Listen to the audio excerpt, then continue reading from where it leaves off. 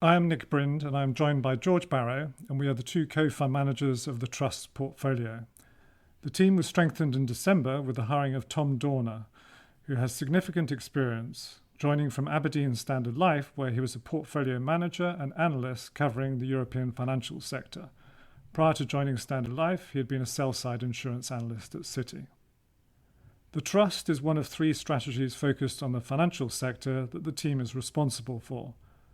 Launched in 2013 as a low-risk way to invest in global financials, the Trust was reconstructed in 2020 to extend its life indefinitely, subject to regular 5-yearly tenders, the next being in June 2025, where shareholders will be able to elect to take cash at NAV less cost should they wish to.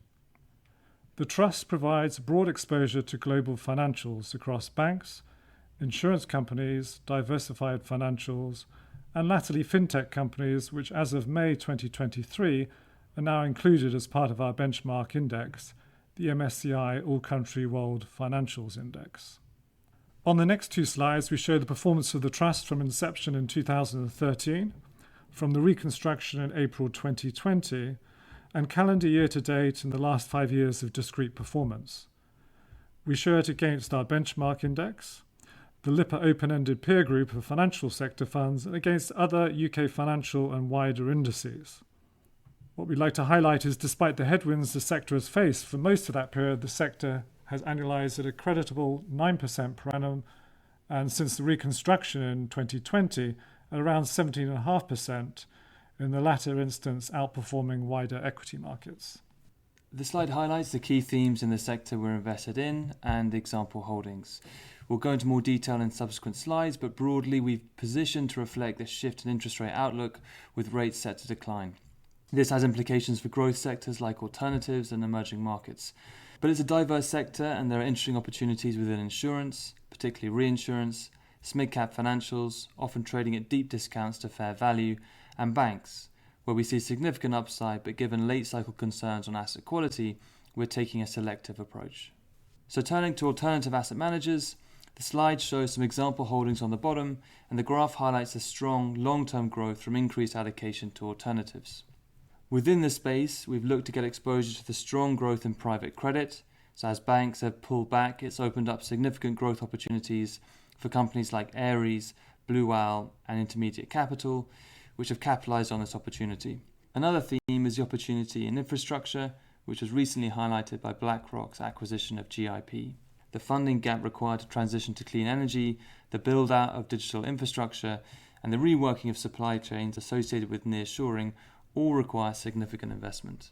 Turning to insurance, we remain positive on the opportunity for reinsurers, which are operating in the hardest market for over 10 years, reflecting high frequency and severity of losses associated with climate change and economic and social inflation.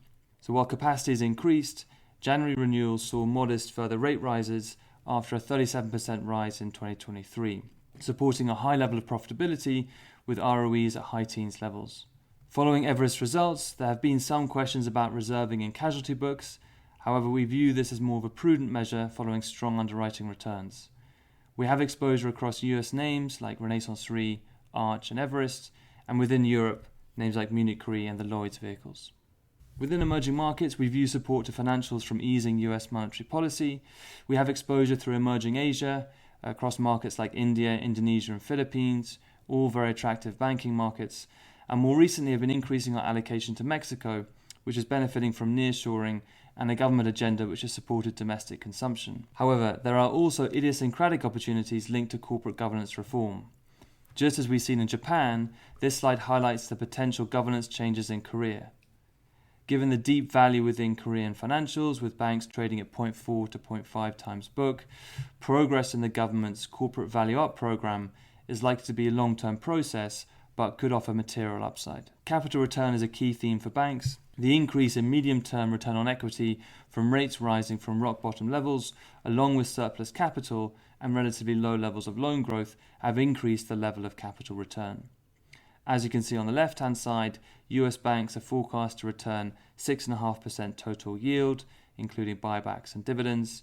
European banks on the right are projected to return 30% of their market cap on average by the end of 2025. A number of our holdings offer over 10% per annum total yield. The sector is trading at the low end of its relative valuation to the broader market, so there is a clear disconnect between the improvement in the medium-term ROE and total yield and where relative valuations are currently. One of the reasons we think for this discount are concerns on operating in a late cycle economy with asset quality risks rising. Broadly, asset quality has trended better than expected, but commercial real estate loans are a focus for the market, particularly since New York Community Bank's results.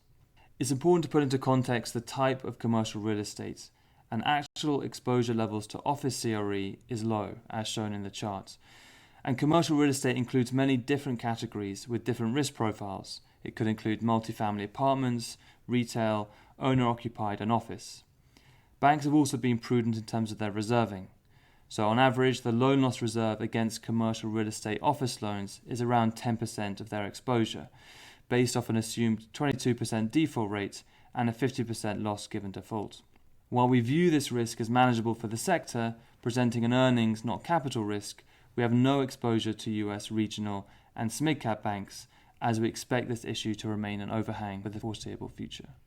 Since the middle of 2022, we have been much more constructive on the opportunity of investing in bonds issued by financial companies, as the yields on offer have risen sharply from the very low levels seen in the run-up and during the pandemic, when central banks cut interest rates to very low levels. Today, one can buy bonds that offer high single-digit yields, and we see this as attractive in light of banks and insurance companies being very well capitalized and due to the rise in interest rates, the improvement in their underlying profitability. Valuations remain low on a historical basis, especially so when compared to wider equity markets. On this slide, we show the number of days and percentage of time that banks and insurance companies have traded at or below different valuation levels since the global financial crisis. For banks at the end of February, they were trading on a price-to-earnings multiple of 8.6 times, the yellow box, below which they had only traded around 21% of the time, or 1 day in 5. For insurance companies reflecting their more defensive characteristics and tailwinds that George alluded to, they're trading at 11.4 times. The trust has been trading at around a 10% discount, albeit it is trading slightly narrower than this at the time of recording. But assuming you can buy shares at this level of discount, then on a look-through basis, the red box, you are buying the portfolio at a lower valuation, which in the case of banks would infer that there's been very few days when you could have bought them more cheaply over the last 15 or so years. The portfolio's largest holdings and geographic and sector positioning is shown on this penultimate slide, which highlights the large exposure to North America, which is primarily the US, and largest holdings in the likes of JP Morgan, MasterCard, and Visa, and so on. Gearing, which has ranged from 0 to 12% over the life of the trust, has increased recently to around 7%, reflecting our more positive outlook for the sector and markets. To wrap up, the Trust has an experienced and well-resourced team focused on maximising the opportunities across the sector. It has benefited from the more benign outlook for inflation, interest rates and growth year to date, which has led to positive returns and the sector outperforming wider equity markets, and we remain constructive on the outlook for the remainder of 2024. Shareholders are invited to email any questions for the managers or the board to cosec@polarcapital.co.uk with the subject PCFT-AGM.